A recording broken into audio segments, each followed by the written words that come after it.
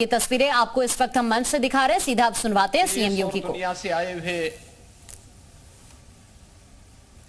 लाखों की संख्या में सभी उपस्थित श्रद्धालुजन और उपस्थित भाई और बहनों,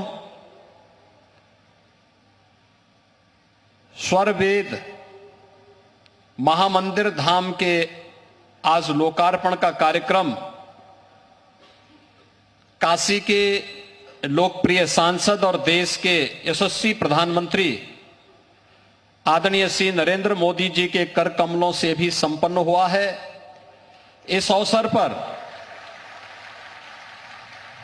काशी वासियों की ओर से, प्रदेशवासियों की ओर से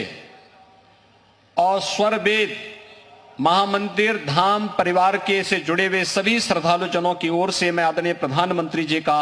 हृदय से स्वागत करता हूं, अभिनंदन करता हूं।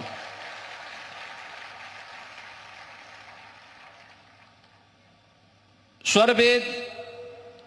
महामंदिर सदगुरु सदाफल देव जी महाराज की पुण्य स्मृतियों को समर्पित है। 100 वर्ष पहले उन्होंने विहंगम योग की जिस साधना के लिए संत समाज की स्थापना की थी, शताब्दी वर्ष का एक कार्यक्रम विहंगम योग संत समाज का प्रारंभ हुआ है और इससे सुखद अनुभूति और क्या हो सकती है कि दुनिया के सबसे लोकप्रिय नेता जिन्होंने भारत को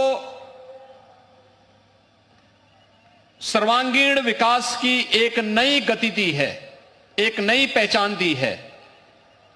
और भारत के विरासत पर दुनिया गौरव की अनुभूति कर सके इसका एहसास कराया है। आज ऐसे यशस्वी प्रधानमंत्री जी के कर कमलों से मंदिर का, इस धाम का लोकार्पण का कार्यक्रम संपन्न हुआ है। आप सभी श्रद्धालु जनों को मैं इस अवसर पर हृदय से बधाई देता हूं, अपनी शुभकामनाएं देता हूं। भाइयों बहनों, हम सबका सौभाग्य है जब एक संत की साधना मूर्त रूप लेती है तो इस प्रकार का एक धाम बनकर के तैयार होता है। और यह सदगुरु सदाफल देव जी महाराज की उन संघर्षों का जिन्होंने देश की आजादी के लिए किया था, जिन्होंने उत्तराखंड के कर्ण आश्रम के ऊपर शून्य शिखर पर साधनारत होकर के आध्यात्मिक जगत की अनुभूतियों के माध्यम से भारत की आध्यात्मिक ज्ञान की परंपरा को, वेद और उपनिषदों के उस परंपरा को बहुत सरल और सहज भाषा में अपने अनुयायियों और भक्तों के लिए स्वरवेद के माध्यम से प्रस्तुत किया। आज उसका एक मूर्त रूप हम सबके सामने यहां पर देखने को मिल रहा है। हम आज नए भारत की अनुभूति कर रहे हैं। भाइयों बहनों, ये नया भारत, जो नया भारत आज आदरणीय प्रधानमंत्री जी के नेतृत्व में दुनिया का मार्गदर्शन कर रहा है, अपनी विरासत पर गौरव की अनुभूति कर रहा है। काशी में, काशी विश्वनाथ धाम में पिछले 1 वर्ष के अंदर 13 करोड़ से अधिक श्रद्धालुओं का आना, देश और दुनिया के श्रद्धालुओं और अनुयायियों का आना, पूरा देश की ओर भारत की विरासत पर योग की परंपरा हो या जिस कुंभ में 1954 में सदगुरु सदाफल देव जी महाराज ने अपनी भौतिक लीला का विसर्जन करते हुए आध्यात्मिक जगत में शून्य शिखर पर स्वयं प्रवेश किया था, कुंभ की इस महान परंपरा को, चाहे वह दुनिया की मूर्त सांस्कृतिक धरोहर के रूप में मान्यता देना हो या फिर उत्तराखंड में केदारपुरी के पुनर्निर्माण का कार्य हो या महाकाल के महालोक के निर्माण का कार्य। भाइयों बहनों,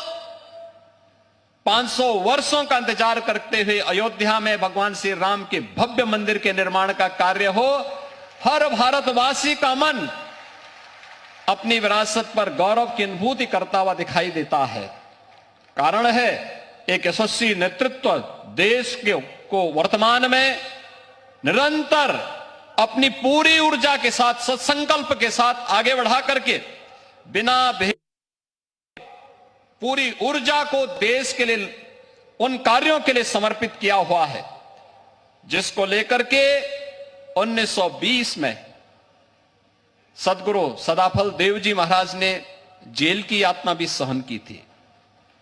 और भाइयों बहनों, आज हम सब उसी स्वतंत्र भारत के नागरिक के रूप में अपने आजादी के अमृत काल के इस द्वितीय वर्ष में पूरी ऊर्जा के साथ आदरणीय प्रधानमंत्री मोदी जी के नेतृत्व में अपनी विरासत पर गौरव की अनुभूति करते हुए उनकी पुनर्स्थापना के कार्यों के साथ जुटे हुए हैं, सजे हुए हैं। आप सभी लाखों श्रद्धालुओं की यहां पे उपस्थिति इस बात का प्रमाण है। आज के इस अवसर पर आप सबको एक बार फिर से इस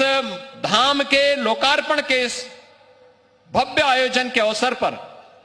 और इस ज्ञान महायज्ञ के साथ साथ जो यहां पर आज यज्ञ 25,000 कुंडीय महायज्ञ का भी आयोजन है, इस सब के लिए हृदय से बधाई और शुभकामनाएं देते हुए आदरणीय प्रधानमंत्री जी का